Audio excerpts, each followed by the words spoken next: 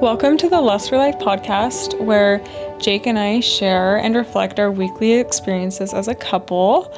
This week was just like the other weeks, just a lot going on.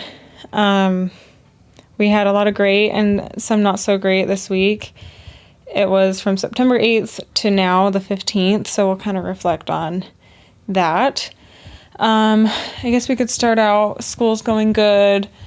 Jake, I think you already took your test from your last podcast episode. How did it go? Yeah, the one I mentioned last episode, we had it, and it went great. Yeah, and we talked about how you were really used God, and you felt like you really benefited from it in that way.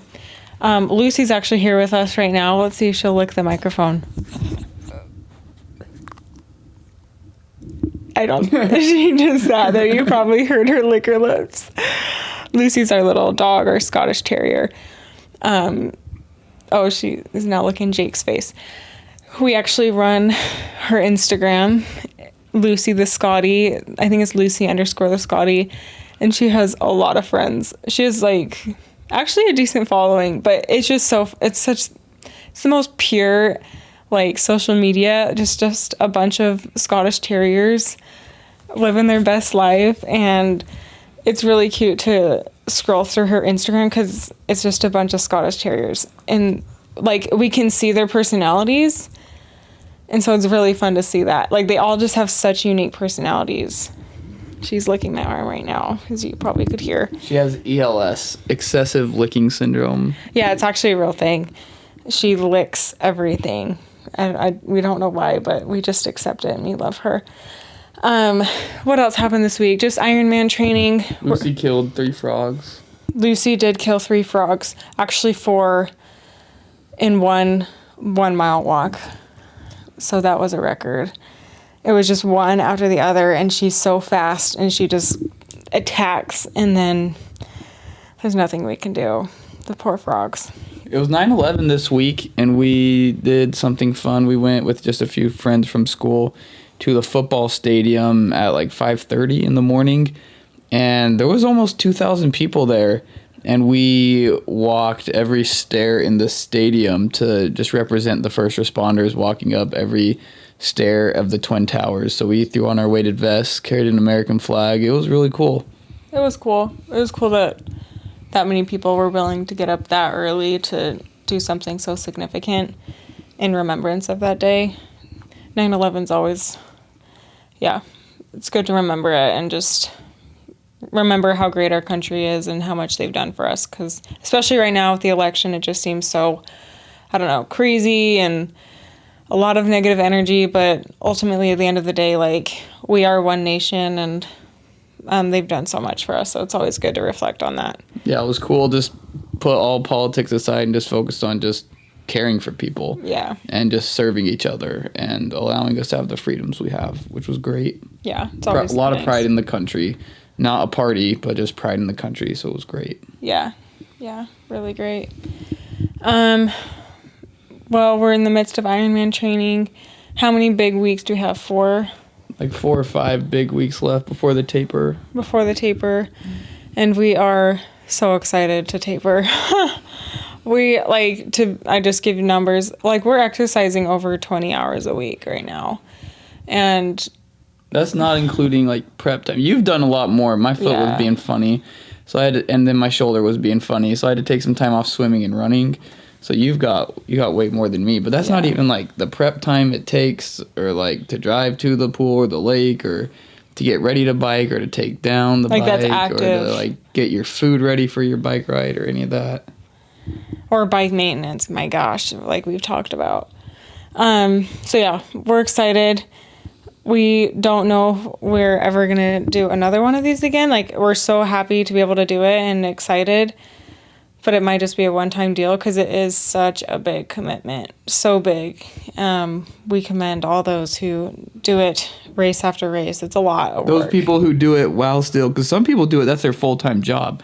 Mm-hmm. Which that's easy. If that was my... It's not easy, but... Well, if I didn't have anything else to do, that wouldn't be bad. Or if I had true, 9 free hours during the day, that wouldn't be bad. But going to school, anyone who's working 40 hours a week, hats off. Very impressive to everyone who does it. For sure. I like when I was working full time while training, it was like every day was like a grind. Like it was exhausting. Like there were some mornings I'd be waking up at like 3:30, 3:45 to get my workout in before work. Now that I'm part-time because of school, it's actually been a lot easier. And she didn't have a car, so she would have to run to the pool, get a swim in, run back home, walk Lucy a mile, catch the bus to get to. So there was a lot. After this, I will never have another excuse not to exercise or not to get it in. Like you can always make time. It's just hard, but you can do it. Yeah, you can do it. It's just hard. But yeah, that was our week. We had a lot of great experiences this week, but we also, like everyone else, struggle in certain areas of our lives, which we've shared on here before. But this week was more of a bigger struggle. And this is something we've always struggled with, and it's been something that we've had to work on a lot, and we need to continue to work on. But it's just sexual intimacy in our marriage. And as you probably could tell if you've listened to previous podcasts, like my love language is not touch, and Jake's is touch. Like number one is touch, and like I wouldn't even consider touching a love language for me. Like, but because I just like my bubble and I like my space, and that's because I think my mind goes at 100 miles an hour, and I'm kind of like already overstimulated. Like, and so to have touch, just kind of, I don't know. But that's something that we've really needed to work on, and we really had to have some big discussions this weekend and make some new commitments. And we've been to marriage like therapy before, and it's always good. Like even if your marriage is great, there's always some place you can improve. But we're gonna even take that, a little more like vigilantly this next year, and really take this into our own hands and try to make it better and work with each other and make each other feel validated and not rejected and things like that. So that was something that we really had to work through together. And I'm sure this won't be the last time, but it was just a big wake-up call that like this has been a problem, and this is something that needs to be addressed. So kind of a hard topic, but I think it's a common problem between marriages and something that just needs to be worked through. And for a marriage to be healthy and sustainable, that's something that needs to be healthy within it. So that was something that we needed to work through together this weekend. Yeah, it was really nice too that because I spent like all my family's back in Utah, and like all the like adults I grew up with are all back there, and the people I looked up to are all back here. But out here, it's been nice that like I'm coming back to a place where I served a mission for 2 years here, and so like I already have just kind of like a community out here already, which has been really nice being away from family. So I was able to just go and talk with like, I'll just say like a mentor from the mission, someone I've looked up to. And it was just really nice to be able to just talk things through and just get some advice and some wisdom from people who have been in my, like, not my exact situation, but people who have a lot of experience in life more than me. So that's just always great to just rely on others and to have a good community with people who have similar values. Yeah, that's been so nice to have that just love and community out here. And not only has Jake like made a lot of friends in med school that like really are so nice to us and always look after us, but like Jake said, like there's wonderful families out here that we actually already know and that we really look up to, and we're able to just ask them for advice and kind of be mentees for, or mentees. I don't know what that. We're able to be mentored by them. But yeah, that's always good, and we're really grateful for the time that they've taken, because I don't know. It's just nice to be able to talk to somebody in person as well. Like sometimes over the phone, it's hard, but when it's like in person and intimate, it makes it a little bit more. I know it means a little bit more. Yeah, it was super nice. I was very appreciative. He's a police officer, awesome guy, and he worked all day. Like ended up saying had to stay like 2 hours after, so he got off at like 7:00 at night and like just got home. Like I pulled into his house the same time he pulled in. So he like hasn't even seen his kids, but he just gave them all a hug real fast, and then we just went outside and just chatted. Like I was just so grateful that he just dropped everything and just took the time to him and his wife just to talk with me outside. And even when she said he like, cause I just texted him and asked like, hey, just something like, we're just kind of in a rough spot right now. Is it okay if I just come over and talk with you guys for a second? And I didn't go into any details on the text, but she said, he sent me a screenshot of that, and I responded back like, whatever they need, we'll take care of it. Or like anything they need, we will do. Like just, it's so nice to know that there's like people that I can trust and who will do like anything for me. Mm-hmm. And that just really inspired me to do the same for other people. I want to be the type of person too that like I can say that no matter what they need, I will help them out. No matter whatever they need, we'll do it for them. So I really appreciated that from them, and they were awesome. Yeah, it's really nice. They're a really sweet family, and we are very grateful for them and how much they've already helped us out and are willing just to be there for us forever, honestly. I guess we can switch gears here a little bit, but I kind of wanted to like come back to a similar topic that we talked about last week. And it's come up now twice this week, which I was like, oh my gosh, that's so crazy. But we talked about the concept of anger in our last podcast, and we kind of just brushed on it for a minute. And then I had somebody reach out to me that had listened to my podcast. Actually, it was my mom. My mom reached out to me and was listening to our podcast and was like, oh my gosh, like, that's so crazy. Like, I had a discussion with somebody about anger this week as well. Like, it's such an interesting topic. And what she was essentially saying was like, anger has like this negative connotation to it, which, don't get me wrong, it like has negative actions.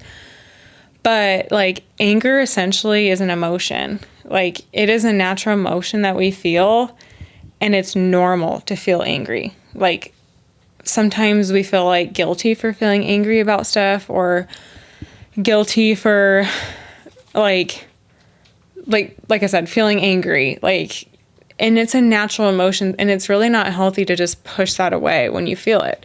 It's not healthy to not process it and figure out why are you angry. But the difference is do you act on it?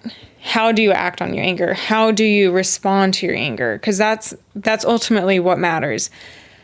Nothing, and I like this so much, like if you feel a certain way, don't be ashamed of the way you feel. Don't be ashamed of your emotions, because your emotions are just your emotions, and you can analyze them and just figure out what's going on, and you're feeling things for a certain way. It's the way you act on them that matters. And because sometimes I remember like last year, like when I was kind of really figuring out my emotional journey and where I stand with everything, like I would be like, why am I feeling this way? Like I would get kind of mad at myself, like for feeling emotions, and I would almost feel ashamed sometimes. Like, why did that make me mad? Or like, why am I feeling sad about this? Like, I shouldn't be feeling sad. And I can't remember, was it in a book? I think it might've been a book that I read that was like, do not shove that away. Like, use that to learn about yourself. Like, use your emotions. If you feel them, just analyze them and kind of like ask the why. Ask, why am I feeling this? Why is this situation making me angry? Is it because it's making me feel in danger, insecurity? Is it putting my family in danger? Is this person using me? Like, there's a reason why you feel an emotion, and there's always a why. And your emotions are kind of like that. Your emotions are telling you that there's something different, that you need to figure out why you're feeling that. But ultimately, it's how you act that really matters. And you should not feel shameful at all for feeling a certain way, and just not processing your emotions will just end up, your emotions get cooped up and then you have these outbursts, honestly. So just giving yourself time to have that processing of emotions. And I think this was also in a book, or was it a video? They talked about like credit card. It's okay if you don't have time to just sit there and process your emotions in the moment. Just do it when you can, do it when you have a minute, pay off that credit card debt. But if you just let it sit in that, debt or whatever, it's just going to build up bigger and bigger, and you're actually going to get interest on it and whatnot, and it's just going to kablamo all at once. So it's just important just to, check in with yourself and having like those outlets. But ultimately, it was just interesting because also today in Sunday school, they talked about anger and the concept of anger. And I just thought it was interesting that 2 times it had been brought up since our podcast last week. Yeah. You said it all well. I don't have much else to say, but just please don't act on your anger. Don't let your anger or your emotions control you. Yeah. Some thoughts that were shared in Sunday school today was like how to handle anger. And I know you agreed with a lot of them, but I kind of told Jake, like, I feel like I said in my last little message, but it's important to process it. Like, if you feel it, it's okay to like just sit there and feel it for a minute and figure out why you're feeling it. Just don't brush it off. Like, oh, it's fine. It's fine. It's fine. Like, it's okay to feel it for a minute and then process through it, but just don't brush it off. Yeah, Lucy, she's licking the grease on the bike right now. Stop. Oh yeah, you probably could hear her in the microphone just licking away. Lucy, no, come here. Yeah.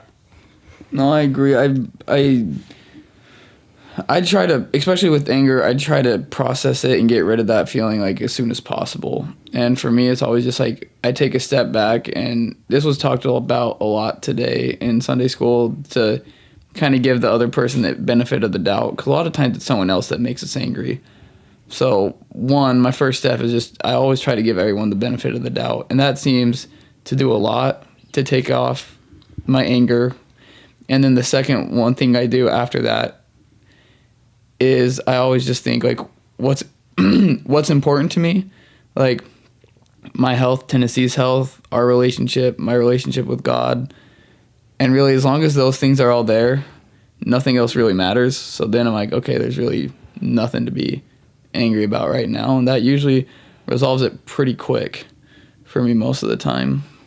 I also think, like, is there anything that I can do about this situation, like, to make it better?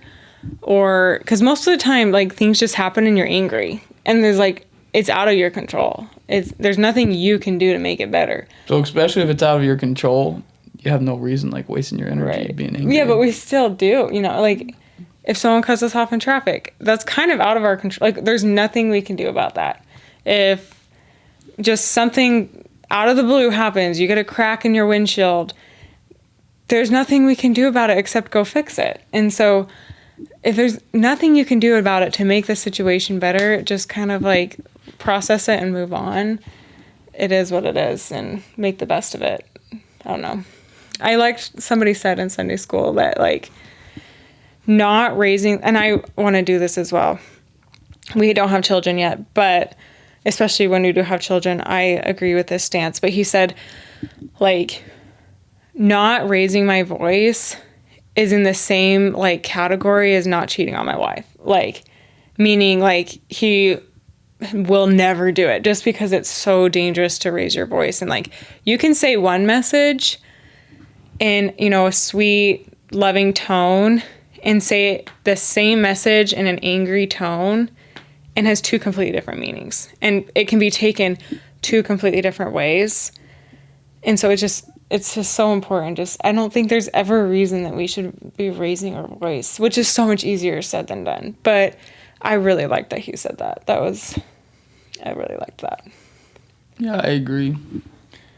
there's some, I don't know, Jocko said something once, like, losing your temper, that's the biggest sign of weakness. Yes, I love that. Something along those lines. Like, you think you're so, like, people think that people losing their temper, oh, they're tough and scary, but really those are some of the weakest people. If you are letting your emotions control you, that's a big sign of weakness. Yes. I've also read that in several places. Like, somebody who can't hold their temper or hold, like, a mature conversation and can only antagonize and point at people and yell, that's not a sign of strength. It's a sign of weakness for sure. Do you have any other thoughts for this week? Nope. Just another week in the Carolinas. That was it for this week. We post these every Tuesday, and we make them like the weekend before, so they're like not live, but they're pretty close to when we post them. They're up to date. They're up to date. That's a good way to put it. But yeah, we'll post this on Tuesday, and thank you all for joining, and we'll see you next week.